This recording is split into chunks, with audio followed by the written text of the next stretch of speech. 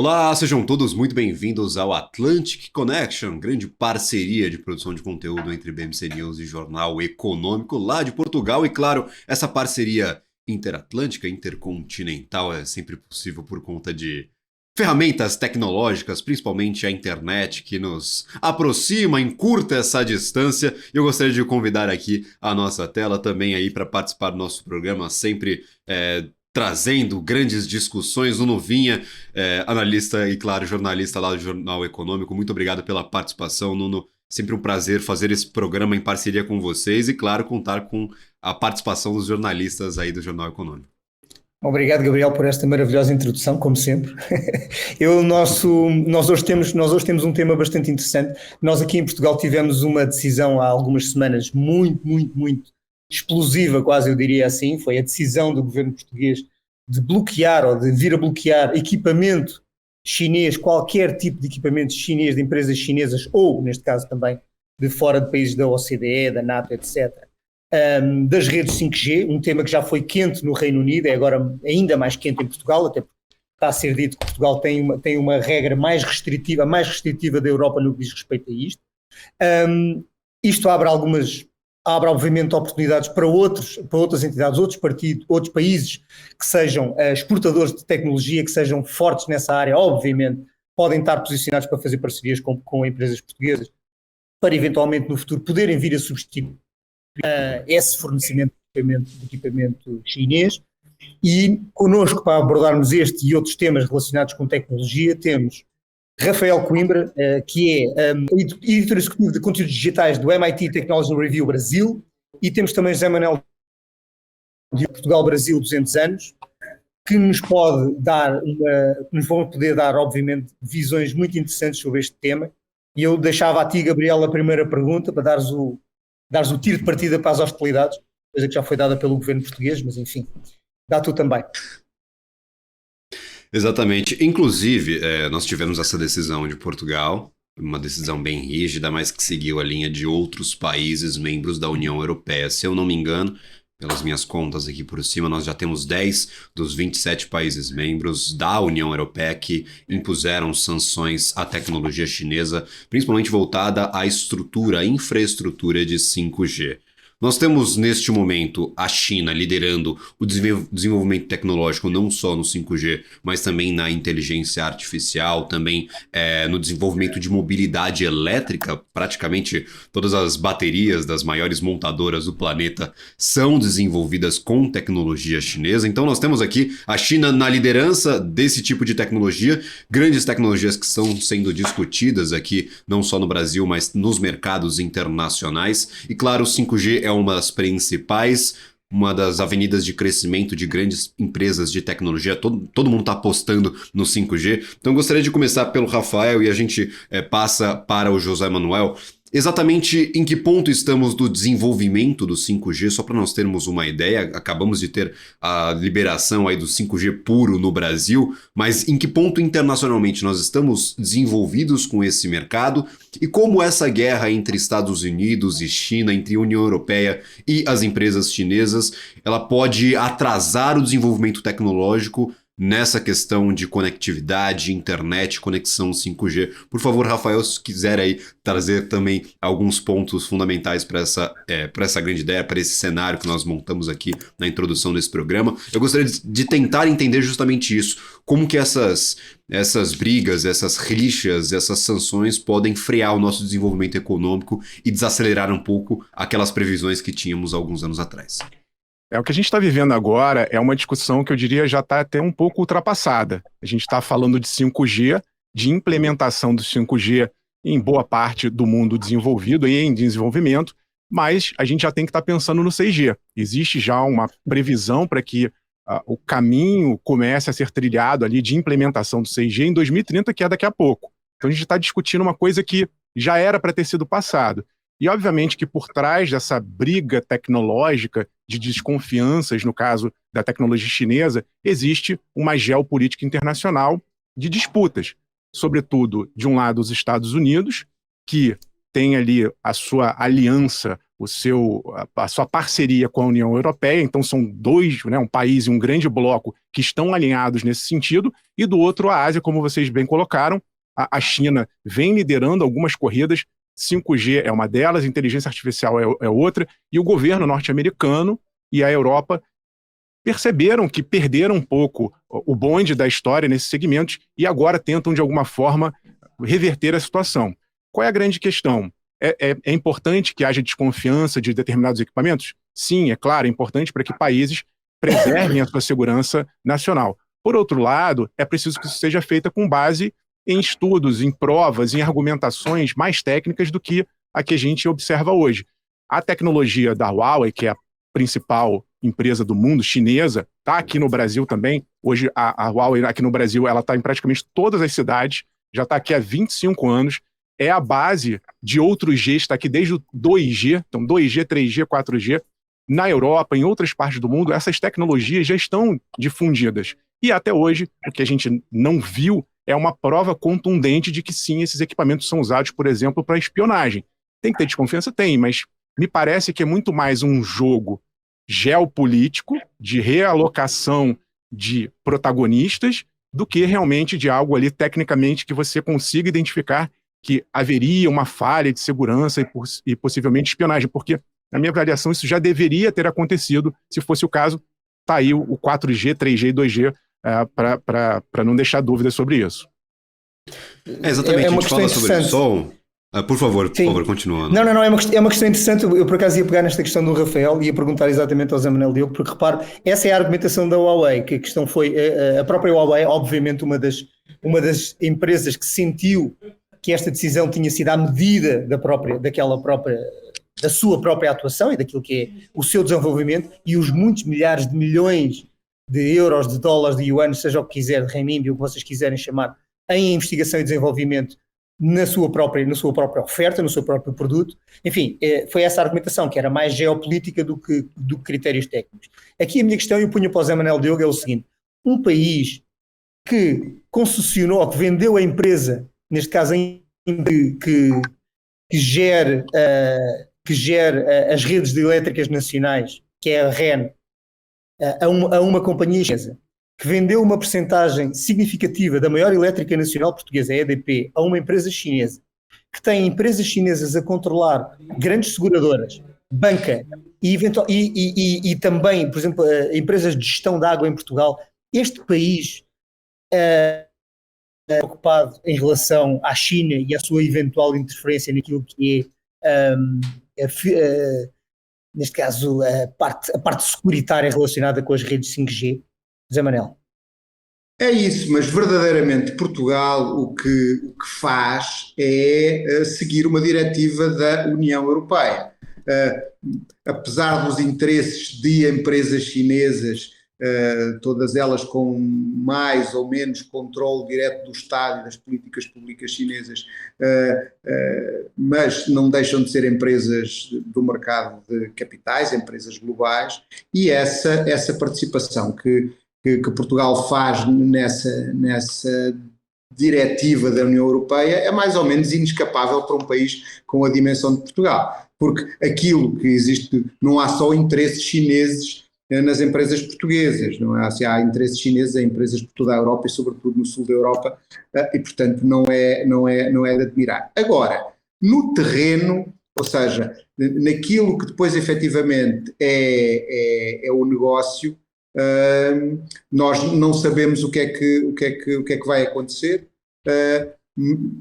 mas não penso que isso seja determinante para prejudicar os outros interesses chineses. Os chineses são muito pragmáticos, os empresários chineses são muito pragmáticos naquilo e sabem jogar essa guerra comercial. O que acontece aqui pela primeira vez é que no mercado das telecomunicações a China chega à luta pela norma antes do Oeste, antes do Ocidente. E isso é verdadeiramente o que faz a diferença aqui. Eu lembro que isso já se tentou fazer antes com a agência que cuida das telecomunicações, ou que rege as telecomunicações junto da sede da Organização das Nações Unidas, que, por exemplo, faz com que para ligar para um número americano se marque +1 e para Portugal mais 351 e para o Brasil mais 55, isso é determinado por uma agência governamental. E os países eram antes os objetos, ou eram as entidades que definiam as políticas de telecomunicação. Cada vez mais são as Big Corps que controlam isso. E a Huawei aqui é um gigante chinês que enfrenta a concorrência de gigantes norte-americanos pelo controle da norma. Não estou a ver que seja sequer do interesse ou das Three Gorges ou das empresas que têm interesses em Portugal e na Europa noutras áreas adotarem essa guerra como elas, porque o negócio tem de continuar. Portanto, agora, como em relação à telefonia móvel, o 5G e o 6G, que será uma afinação do 5G. Bem, o 5G, eu vim de São Paulo a semana passada, eu nunca tive tantas dificuldades de telefonia como desta vez, precisamente porque estavam a implementar uma série de antenas em São Paulo e que faz com que haja muita confusão e muito ruído. Mas, verdadeiramente, eu acho que aqui os problemas que há das grandes corporações tomarem decisões que antes eram dos Estados também de alguma forma nos defende em que nós vamos entrar em guerra, porque se a Huawei está de um lado, a Three Gorges e outras empresas que têm ativos estratégicos no mundo não querem ver os seus negócios afetados porque noutra área da economia há uma guerra comercial. Lembrando que acho que a gente tem um cenário geopolítico traçado para todas essas mudanças. Antes nós tínhamos aquele processo de globalização, ou seja, eu consigo ter uma produção em outro país por ser mais barata, por ser mais eficiente, então eu internacionalizava toda a minha cadeia produtiva. Então meus componentes vinham de Taiwan, a minha infraestrutura era fornecida pelo governo chinês, eu trazia esse produto para o Brasil, fazia uma venda para uma empresa do Paraguai, então você acabava fazendo essa internacionalização de toda a sua cadeia de ponta a ponta, tudo era muito segregado, muito separado. Nós tivemos alguns conflitos, não só geopolíticos, mas inclusive bélicos nesses últimos anos, que colocaram à prova algumas dessas relações. Não estou ocupando, claro, a guerra no leste europeu dessa grande mudança, porque a relação com a China já vem arranhada desde o governo Trump, desde antes disso, inclusive. Então nós já temos aí um cenário de competição geopolítica de forças econômicas entre China e Estados Unidos, que são, claro, a primeira e a segunda maiores economias mundiais.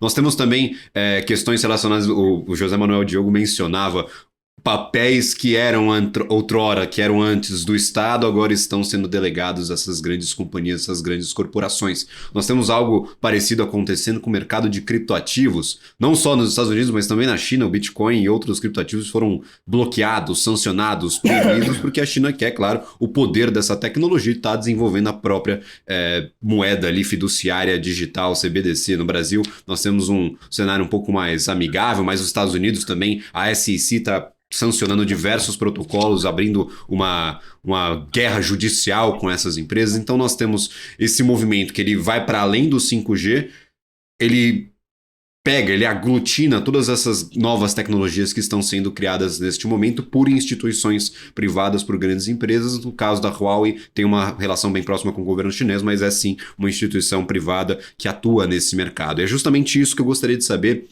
olhando agora para a nossa estrutura, para a nossa infraestrutura. O Rafael, ele comentava no começo da sua resposta, aí, como um profissional que acompanha diretamente o mercado de tecnologia, que não há provas, não há uma definição, a gente não tem como provar que há sim uma ameaça direta à segurança estatal, à segurança das pessoas, dos dados. No entanto, esse cuidado com os dados ele vem sendo muito propagado por quaisquer governos. Nós tivemos LGPD aqui no Brasil, nós tivemos uma regulação na União Europeia, nos Estados Unidos muito se discute sobre isso.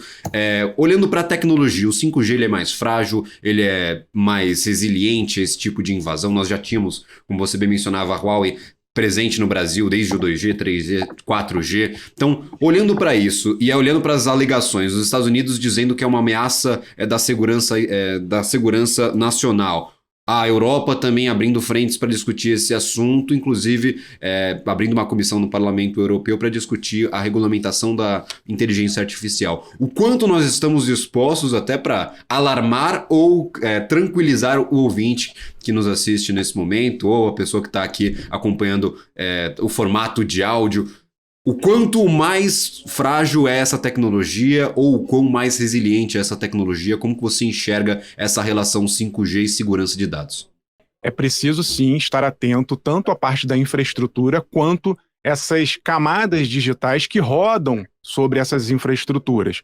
Então, se a gente for pegar na questão dos dados e ainda falar de uma tensão China e resto do mundo, principalmente Estados Unidos, a gente pode colocar o TikTok no jogo, né? TikTok é uma grande rede social, uma plataforma de vídeo, que é uma das maiores já do mundo, está ali fazendo frente com as grandes plataformas norte-americanas, e há também uma pressão fortíssima do governo norte-americano para se banir o TikTok, não só do país, o aplicativo já está proibido para ser usado por algumas autoridades. Teve um estado recente agora, o estado de Montana, nos Estados Unidos, que proibiu, a partir de 2024, a instalação desse aplicativo, sob a mesma alegação de que a China abriria uma porta por meio desse aplicativo para rastrear dados, para espionar os cidadãos norte-americanos. Então, essa camada acima da infraestrutura, ela também entra em jogo, e eu acho que ela é muito mais importante, porque a gente tem muito mais aplicações rodando sobre infraestruturas,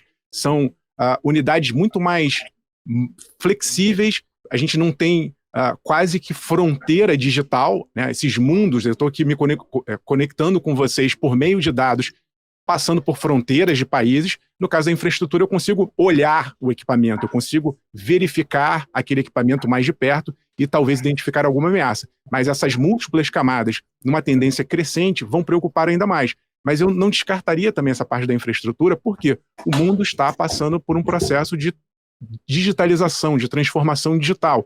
E a gente tem tudo conectado. Eu tenho casos recentes nos Estados Unidos de empresas de óleo e gás que tiveram seus sistemas hackeados e sequestrados os dados. E você tem casos na Europa de hospitais que tiveram seu sistema bloqueado e os dados sequestrados, e cobrança de resgate em criptoativos. Então, nós tenderemos a ter mais digitalização, seja por infraestrutura, seja por softwares que rodam em cima dessas infraestruturas, e sim, a gente tem que estar vigilante, e está surgindo aí, como você bem colocou, agora a inteligência artificial. Isso tudo vai complicar ainda mais as nossas vidas, as autoridades têm que ficar ali de olho, mas eu insisto, isso tem que ser feito de uma forma que a gente separe os interesses comerciais e as guerras geopolíticas comerciais do realmente a segurança digital, o risco que existe por cima e por baixo dessas infraestruturas.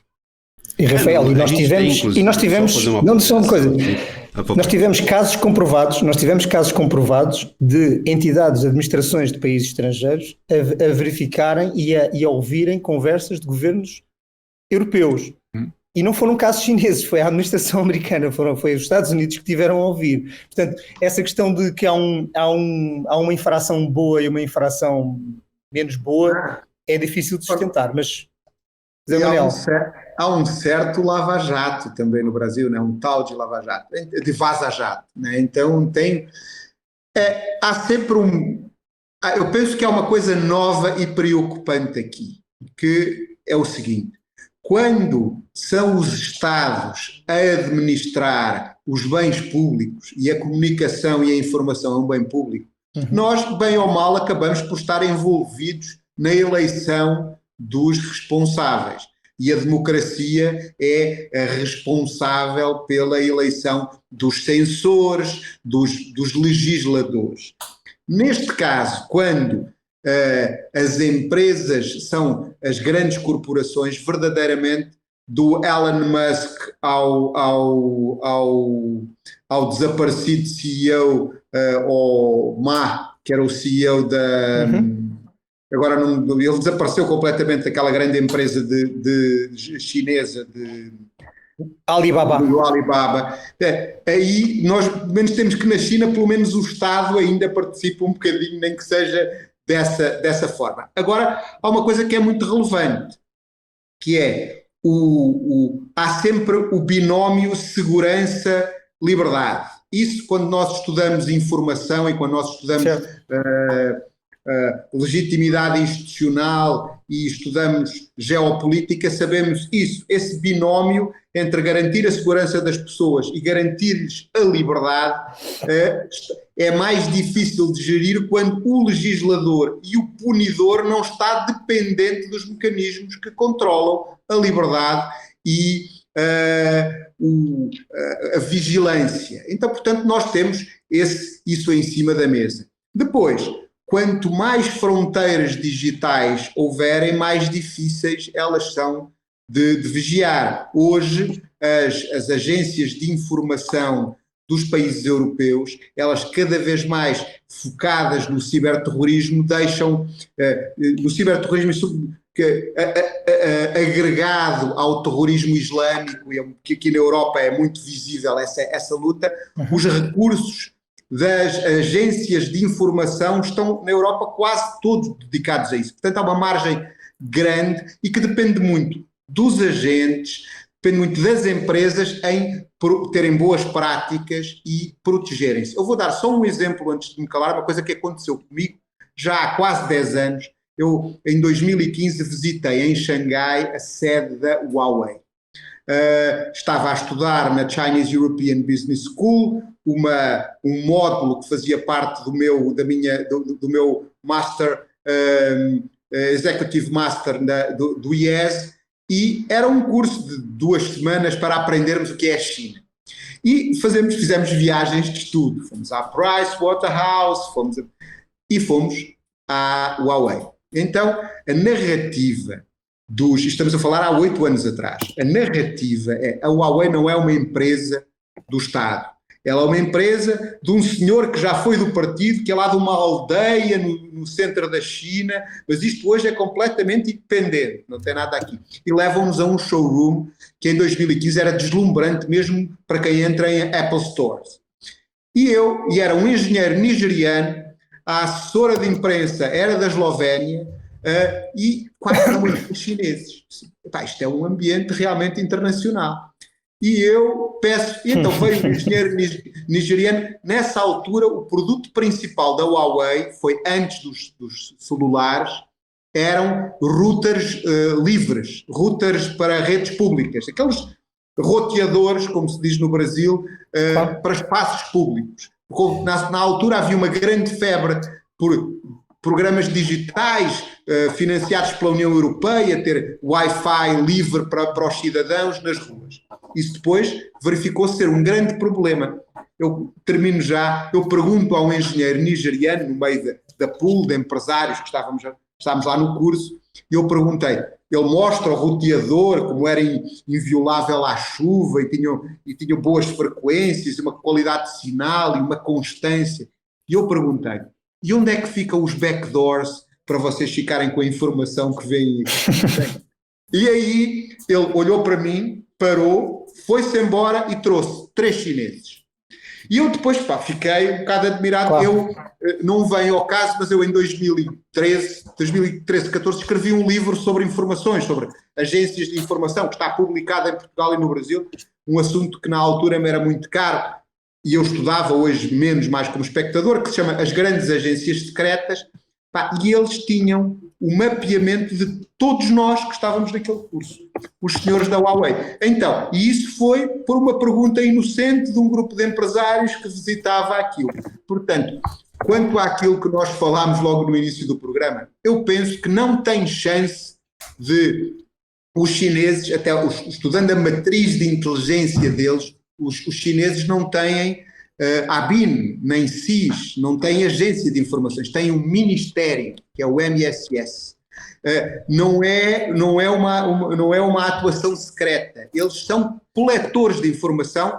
Qualquer chinês que sai do seu país com visa para sair tem essa obrigatoriedade. Aliás, isso é o espírito da tríade. Há uma parte que é para quem faz, a outra parte para quem permite, e uma parte para poupar para a geração seguinte. Portanto, que os chineses nos estão a ver a todos com muita atenção, inclusivamente este programa, Não tenho dúvida nenhuma.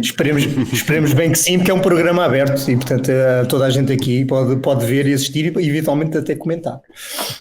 Exatamente. E incentivamos essas práticas, né, Nuno Vinha? Claro. Sempre Eu muito até gostava de bem-vindo ouvir opiniões. Gostava de ouvir opiniões da Exatamente. Huawei direto. Gostava que eles me dissessem exatamente qual é que é a narrativa que lhes foi fornecida esta semana. O José Manuel, ele comentava essa dualidade, essa relação meio complicada entre segurança e liberdade. Eu coloco mais um fator nessa conta. É uma conta um pouco mais complexa, mas se a gente conseguir resumi-la, que é a comodidade. Eu acho que uma das grandes facilidades aqui do 5G é a internet das coisas. Você integrar ali diversos aparelhos que antes não tinham esse acesso à internet, não conseguiam fazer essa interligação com a rede, mas agora você tem geladeira, você tem o seu micro-ondas, você tem a sua caixa de som. Então, a internet das coisas, e claro, aplicada a uma escala muito maior, que é a automação industrial, aí você tem uma conta um pouco mais complicada quanto à comodidade, você ter ali a sua geladeira te avisando o que falta para você comprar, ela vale ali a sua segurança e também a sua liberdade. Então é uma conta complicada e é um assunto que será discutido aí amplamente pelos governos. Inclusive, nesta semana, Nuno, nós tivemos a visita da presidente da Comissão Europeia aqui ao Brasil, Ursula von der Leyen, e nós tivemos, inclusive, um dos principais assuntos discutidos na reunião entre ela e o nosso presidente Luiz Inácio Lula da Silva foi justamente essa questão do controle e da regulação da coleta de dados, do uso da inteligência artificial. Então, sim, está no radar e é um dos temas de aproximação da União Europeia com o Brasil. Nós tivemos essa sanção e aí a gente entra num outro tema que eu acho interessante nós abordarmos aqui durante o nosso programa, que serão oportunidades criadas por essa guerra industrial e, claro, aqueles players, aqueles países que estão um pouco mais afastados, como é o caso do Brasil. Nós não somos famosos pelo desenvolvimento tecnológico aqui internamente, mas nós temos grandes empresas e grandes iniciativas, tanto voltadas a softwares, tanto voltadas principalmente para hardwares aqui fabricados dentro do Brasil, como é o caso da Intelbras, da Padtech. Nós temos grandes empresas de tecnologia aqui no Brasil. No entanto, eu não sei se nós teríamos... Acima disso tudo, e usando tudo isso, a Embraer, que é exportadora e eventualmente até para Portugal, enfim, é um imenso exportador. Mas desculpa, Gabriel. Não, exato. Nós temos grandes empresas e a gente pode citar diversas aqui, porque o programa é justamente sobre isso. A gente fala não sobre é só petróleo e samba, mais empresarial.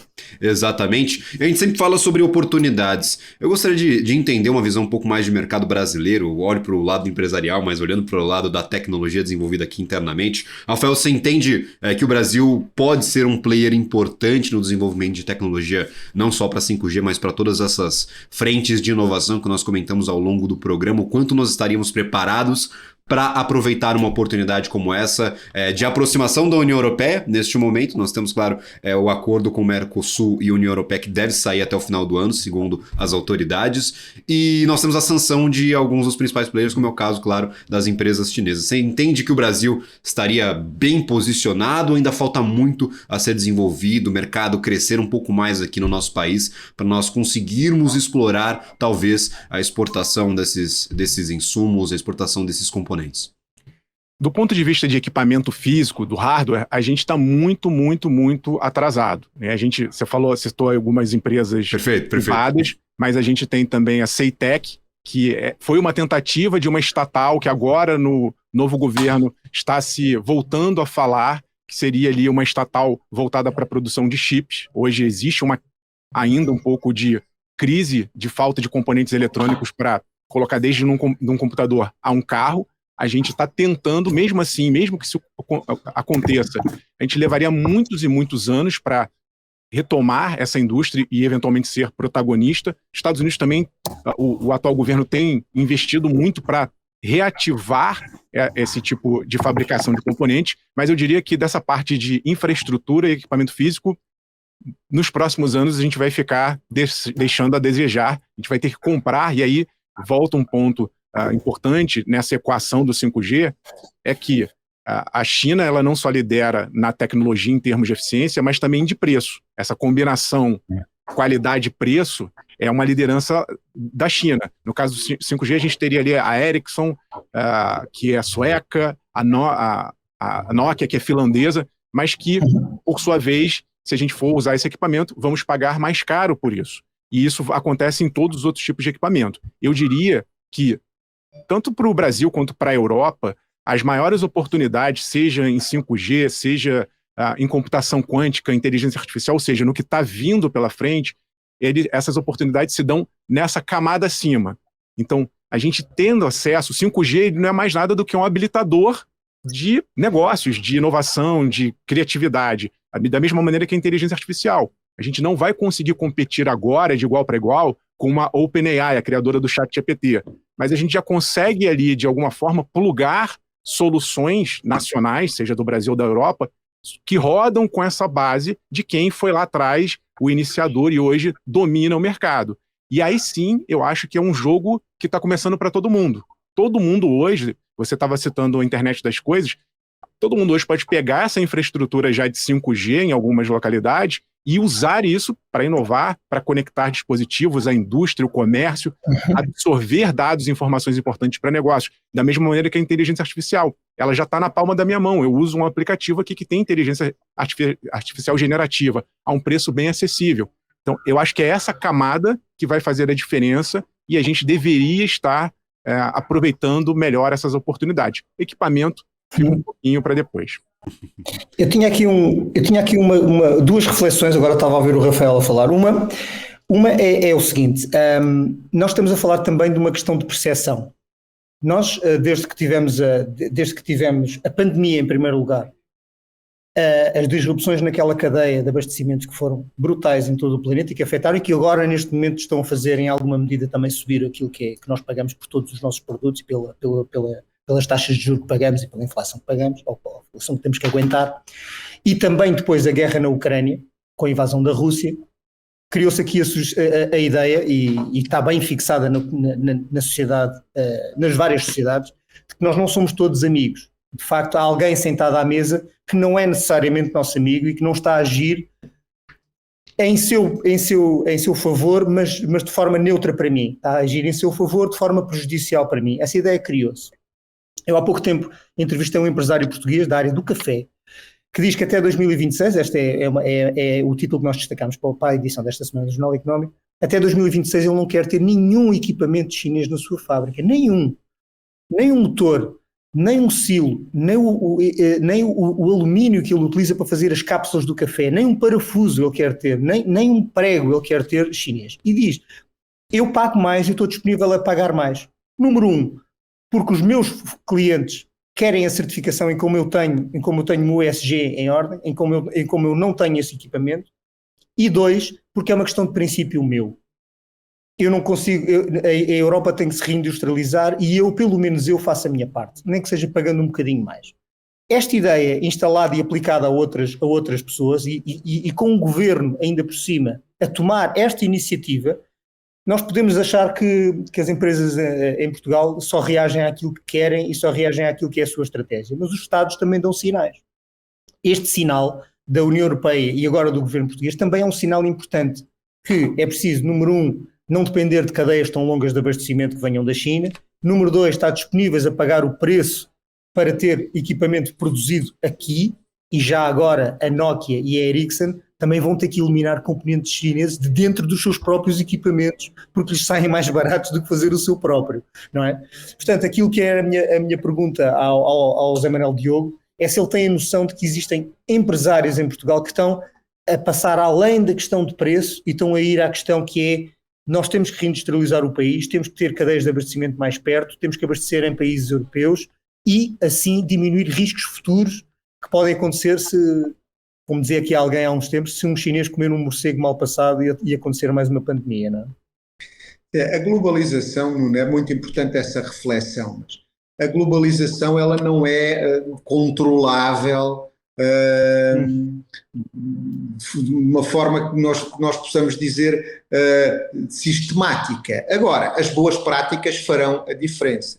Mas poder ter boas práticas tem que ver com duas coisas, com capacidade de as implementar, que no caso europeu e sobretudo ligado aos países do Sul terá a ver com as decisões que os países ricos maiores da União Europeia tomam e que haja dinheiro na economia que permita que empresários tenham essas boas práticas, mas, sobretudo, o que eu penso que vai acontecer é que esta guerra na Europa está a servir de lição para muito do que acontece. A pandemia já iniciou isso, essa necessidade de cadeias logísticas curtas, do preço, porque quanto custou nós termos comprado coisas, quanto é que custou o gás russo hoje? Não é? Portanto, nós temos que fazer a atualização do preço do gás russo. Era muito interessante nós chamarmos a chanceler Merkel, agora uns anos depois, ela que foi tão paladina de que a Europa pudesse ter acesso à energia barata da Rússia, e deu no que deu, não é? Portanto, nós temos isso, esse reforço, só que hoje ele não depende só dos países, não depende só dos parlamentos, depende também das empresas e depende das pessoas. Um empresário português só poderá comprar motores alemães ou americanos ou não chineses na forma como isso seja possível para que ele continue a sobreviver. E Portugal não sei se é o melhor exemplo de todos, eu penso que aí acontecerá a mesma coisa que acontece com o resto da Europa e nós teremos a força de impor as sanções que a Europa nos der, como agora acontece com a Huawei. Seria impossível Portugal sozinho dizer assim, não, a Huawei não vem para cá. Isso não existe, nós vamos atrás, é a nossa condição, a não ser que, e aí há uma coisa que é muito importante e que é circular e que nós voltamos a ela em todas as conversas. O novo governo do Brasil começa uma visita de Estado à França, o Lula, no dia 21, portanto está de volta à Europa agora, ela foi anunciada hoje, já esteve em Portugal 2 vezes, já esteve na China, já esteve nos Estados Unidos, tenta ter uma pegada internacional forte e uma aposta em que o mercado do Mercosul entre em funcionamento. O Mercosul e o acordo com a União Europeia, que é difícil e que a agenda dele, a janela de oportunidade é este ano. E aí também em questões que impactam a tecnologia ou até a possibilidade de empresas consorciadas, porque aí, assim, o Brasil está na América do Sul, mas este novo Estado brasileiro que vai sendo descoberto na Europa, que tem tantos empresários e que tem tanto capital importado do Brasil, ele hoje é uma singularidade que conjunto pela plataforma, pela força da língua e da união que hoje existe entre Portugal e o Brasil, pode ter uma palavra a dizer na Europa. Não digo que aquela ideia de pedir aos Correios no Brasil para substituir a Uber como forma de taxação funcione. Foi uma poesia do jovem governo brasileiro, pouco habituado ainda jovem velho governo brasileiro, pouco habituado a este futuro. Mas existe efetivamente a possibilidade, a Europa este ano aprovar porque não depende, basta a maioria simples, para o ano vamos entrar num grande ciclo eleitoral e o Brasil consegue liderar isso na América do Sul. Se nós criarmos este bloco económico Norte-Sul, seria a primeira vez que ele existia, e com a possibilidade de, com tantos consumidores de um lado e do outro, e com tanto capital que pode agir na Europa, porque o problema não é os produtos nem as commodities, é precisamente isto que nós estamos a tratar hoje. Se der uma liberada geral no investimento em tecnologia, em R&D, por cima da língua portuguesa, por cima deste canal formalizado e depois do mercado europeu, aí temos um diferencial que pode balancear a luta China-Estados Unidos, que tem governos, circunstancialmente, outro perpetuamente, protecionistas por dentro e hiperexpansionistas por fora. Portanto, nós temos boas oportunidades aqui. Tudo o que nós pudermos dizer e influenciar os decisores europeus e brasileiros no sentido de podermos fechar algum tipo de acordo este ano é mau, porque isso pode ser estratégico e é com certeza impactante na geopolítica global nesta altura. Não, exatamente. Eu acho importante a gente também. Eu falava sobre essas grandes empresas, inclusive o Rafael disse que em questão de infraestrutura a gente está um pouco atrasado. Eu queria justamente fazer essa ponderação. Conversei com algumas delas recentemente. Assim, a minha pergunta seria voltada a falar quanto a empresa é dependente do estrangeiro, quanto que é dependente da China, quanto é dependente de Taiwan para exportação de insumos. Lembrando que a gente tem essa dependência para o setor de tecnologia. A gente já viu aqui no Brasil fábrica de carro parar porque não vem microchip. Então, semicondutor fundamental para o desenvolvimento até de veículos automotores, fundamental, e é extremamente dependente da maior empresa do mundo, TSMC. A gente tem aí praticamente quase a totalidade, eu estou extrapolando um pouco, mas boa parte do mercado mundial é pertencente a essa empresa, que não está na China, está em Taiwan, mas claro, é muito próximo. Nós temos a dependência, por exemplo, de empresas dos Estados Unidos que fabricam também componentes que são exportados aqui para o Brasil. E justamente essa postura, José, acho que até é interessante dar uma olhada para isso com um pouco mais de calma, conforme esse novo velho governo brasileiro vai se desenvolvendo, que é a relação com esses países e quanto está disposto a comprar a briga da União Europeia e dos Estados Unidos. A gente tem no Brasil, boa parte dos componentes são produzidos por essas empresas que eu citei anteriormente. São produzidos na China. Boa parte dos componentes de novas empresas que vão surgir ou que vão crescer vão ser produzidos na China. E eu não sei se o governo brasileiro vai estar disposto a comprar uma briga com a China para diminuir a presença dos componentes aqui nos nossos materiais. Então, vai ser uma relação complicada. A Europa quer banir, quer diminuir essa presença dos insumos chineses. O Brasil não está nem aí para isso, quer aproximar a relação com a China, vai continuar utilizando os insumos chineses na produção dos seus hardwares, e aí a gente vai ter uma disputa interessante, mas claro que abrirá muita oportunidade, como o senhor mencionava, com a assinatura propriamente dita desse grande acordo no final do ano. E aí, como um intermediador, como uma figura que está entre os dois países, eu gostaria de saber se nós já temos alguma movimentação em relação a esse grande acordo entre Mercosul e Estados Unidos, Mercosul e Europa, perdão, e União Europeia.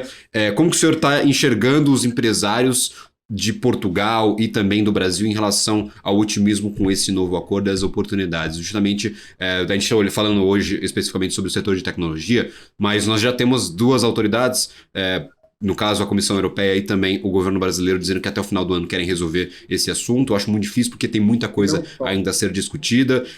Como está o otimismo? Como que vocês estão sentindo o empresariado enxergando oportunidades, ou talvez com um pouco mais de distanciamento?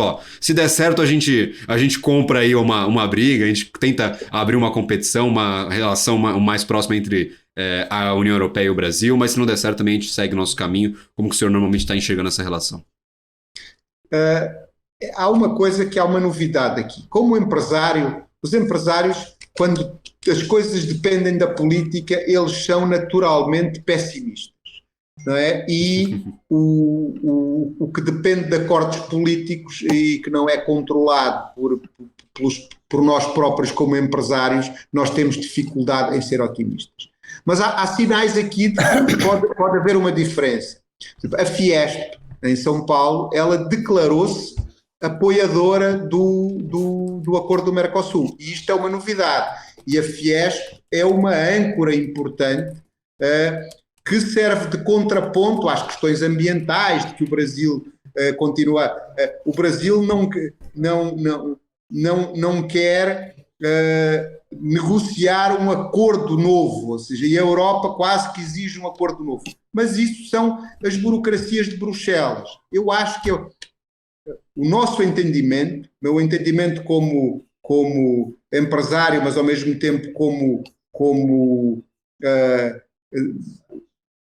personalidade, como pessoa que transito entre um lado e outro, entre o Brasil e em Portugal, eu estou convencido que isso andar é uma decisão política e que os empresários pouco poderão fazer para isso, a não ser esperar o que os políticos vão decidir. Eles já se posicionaram. Agora, também sei que, embora seja difícil, nunca esteve tão perto de acontecer. E se não acontecer até ao final do ano, aí, com o arraso que vai haver no próximo ano de desestruturação das maiorias das lideranças políticas dos países na Europa, porque vai haver umas 7 ou 8 eleições em 2024, podemos fazer com que isso não aconteça. Outro dado positivo e importante é a Espanha assume a presidência da União Europeia no dia 1 de julho e essa é uma das agendas importantes da presidência espanhola, que tem muito interesse também no acordo com o Mercosul. Agora, se eu tivesse que fazer aquele forecast de um Salesforce, eu diria que estamos ainda assim com 40 em 100 de hipóteses do acordo ser fechado. Muito difícil, mas está mais encaminhado do que já estive. Ok, eu faço talvez uma última pergunta ao Rafael, que é o seguinte, enfim, temos estado nesta reflexão de que já existem blocos no mundo, existem blocos que por si só estão claramente identificados, outros que foram nascendo, a quem foi dada força. O caso dos BRICS foi uma luta pessoal e um projeto também de José Inácio Lula da Silva, de pôr o Brasil nos BRICS juntamente com a Rússia, com a Índia, etc., com a África do Sul. Enfim, eu ia pôr aqui uma questão que é essa polarização das coisas pode levar a que países como o Brasil se sintam tentados também a fazer reformas internas para aderir a instituições, a organizações internacionais, como é o caso da OCDE, como é o caso enfim, por ridículo que possa parecer, mas vamos a isso, vamos proteger também o Atlântico Sul, porque quando nós estamos a falar nos Estados Unidos, neste triângulo Estados Unidos, Portugal, Brasil, enfim, estamos a falar sempre do Atlântico e, portanto, nós podemos estar aqui a falar de motivações de um bloco, de um grande bloco também, se posicionar aqui. Acha que existe esse drive, essa vontade do Brasil de se reformar dentro também, modificar as suas próprias instituições, lavar um bocadinho também aquilo que é práticas que não devem ser seguidas para pertencer a essas instituições que lhe permitam aceder também a estes mercados? Sim, é um momento de definições, é um momento de escolhas para o governo brasileiro. A grande questão é que, diferentemente de um grande país como os Estados Unidos, que podem eventualmente negociar, ali, bater de frente com outras nações, o Brasil depende muito, né? Se a gente pegar aqui, já que a gente está falando do caso da China, 1/5 das exportações brasileiras vai para a China. Então, existe ali um trade-off, existe uma negociação que na hora que você coloca na balança, tem que fazer sentido. E o Brasil, como ele ainda não vocês bem colocaram, né? Algumas nações mais ricas começam a fazer esse movimento de reshoring, esse movimento de criar uma base dessa infraestrutura do futuro que não dependa de outras nações. O importante é a gente lembrar que para que isso aconteça, isso não é feito da noite para o dia. É por isso que eu estou falando que algumas corridas já foram perdidas ou vencidas. Se a gente olhar para o futuro e a gente quiser conduzir o futuro, seja Brasil ou algum país da Europa, a gente tem que começar agora a projetar essa próxima onda. Isso não é feito da noite para o dia.